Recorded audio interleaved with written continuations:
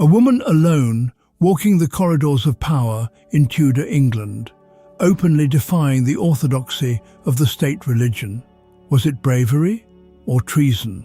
Anne Askew, known as such in court records, was not a noblewoman by title, yet she became one of the most infamous figures executed under King Henry VIII.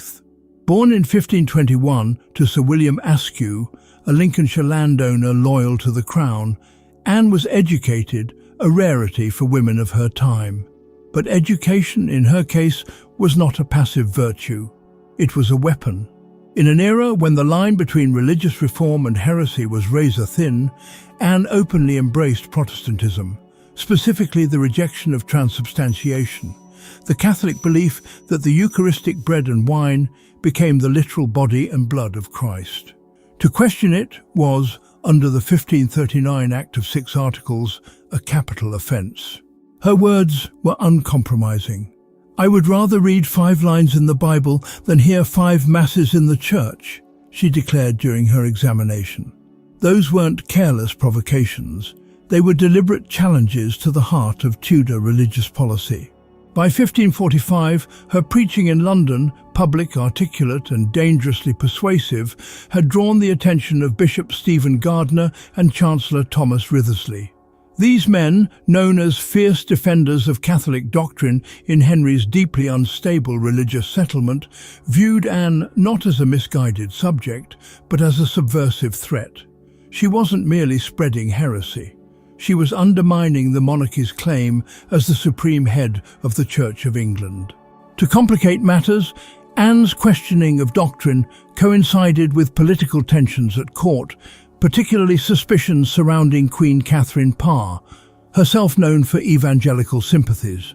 Anne was arrested, interrogated and released once, but they came for her again.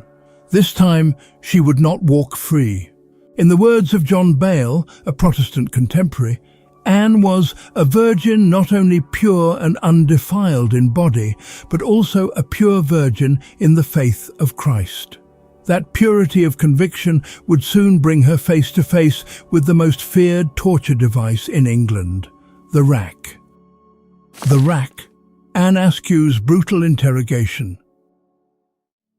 Beneath the stone chambers of the Tower of London, Anne Askew was dragged into a world from which few ever returned whole. What followed was an act of state violence so extreme, it shocked even Tudor England, a land already hardened by fire, gallows and blade. Anne had already been tried and condemned for heresy. That should have been the end.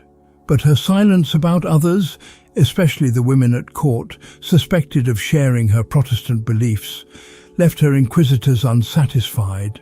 Chancellor Thomas Wriothesley and Sir Richard Rich, acting under the sanction of the Privy Council, took an unprecedented step. They personally oversaw the torture of a condemned woman, an act not just legally dubious, but extraordinary even by the standards of Henry VIII's regime. The rack, known as such in legal records, was designed to painfully stretch the body to the point of severe joint damage. It was rarely used on women, and never with such direct political intent. Anne, bound by wrists and ankles, was stretched until her shoulders and hips were violently dislocated. According to her own account, recorded by chronicler John Bale, "They did put me on the rack because I confessed no ladies or gentlewomen to be of my opinion." She described Wriothesley and Rich turning the wheel with their own hands, until the strength in my arms and legs was completely destroyed. But even in this agony, she gave them nothing. Torture, though technically illegal under English common law without royal consent, had become a shadow instrument of Tudor authority, justified through a royal warrant or more often simply by political necessity. Anne Askew's case blurred the already thin line between judicial process and outright persecution. She wasn't tortured for information about herself. She was tortured to implicate others, perhaps even Queen Catherine Parr. Yet Anne's resolve did not break. "I had rather to die," she wrote later, "than to break my faith." Her defiance made her more than a heretic. She became a symbol, unshaken, even when her body was irreparably destroyed. When they were finished, she was so badly mutilated that she could no longer walk. She was carried, broken, bound and barely alive, back to her cell. And still, the court demanded her execution. Her interrogators hoped the rack would make her compliant. Instead, it immortalized her. The cruelty inflicted on her body only deepened the power of her conviction.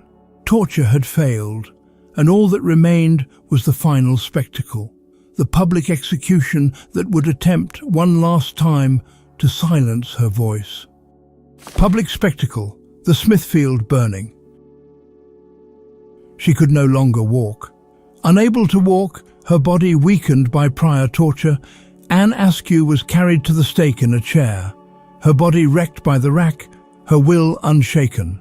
It was July 16, 1546, and the place was Smithfield, London, known historically as a site of executions, especially for heretics. Here, beneath the eyes of nobles, clergy and commoners alike, England performed its darkest rituals. But this time was different. Anne Askew was not alone. 3 other condemned men, John Lascelles, John Hadlam and John Hemley, shared her fate that day. Yet it was Anne who drew the crowd's gaze. She was the first Englishwoman known to be both tortured in the Tower and then burned at the stake.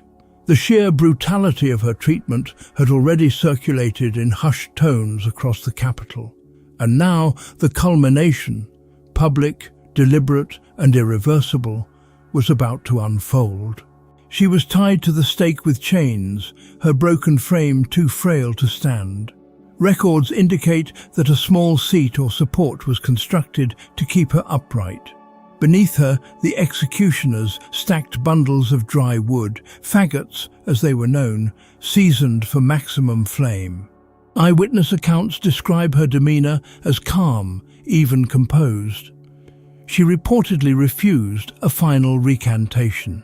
Bishop Nicholas Shaxton, formerly a Protestant who had returned to Catholic doctrine, was appointed to preach at the burning.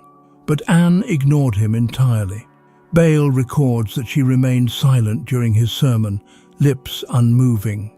Her refusal to engage became, in itself, a final act of defiance. A bag of gunpowder was tied around her neck, a common practice to hasten death and reduce suffering by detonating during the flames. As the fire was kindled, the crowd looked on. We must remember, in Tudor England, burnings were not hidden acts. They were public, performative, and designed to terrify. Her weakened body became the focus of a grim public execution meant to purge England of heresy. But rather than silence her, the flames ignited a legacy. Anne Askew died without confession, without betrayal, and without fear.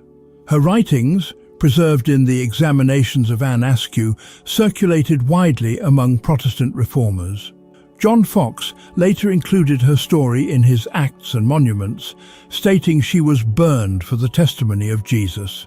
The message was clear: the state could destroy the body, but it could not claim the soul.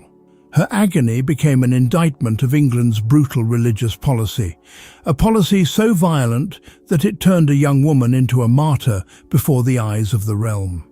At Smithfield, Anne Askew's suffering ended in the flames, but from its ashes rose one of the most haunting testaments of the English Reformation.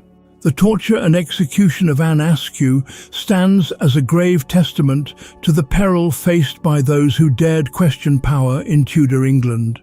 Her agony was not just a personal tragedy, but a stark revelation of the era's ruthless struggle over conscience and belief, an ordeal that exposed both the brutality of authority and the resilience of conviction. How do such moments of state-sanctioned violence continue to echo through our ideas of justice and faith today? Comment below. As Anne herself wrote, "I would rather to die than to break my faith."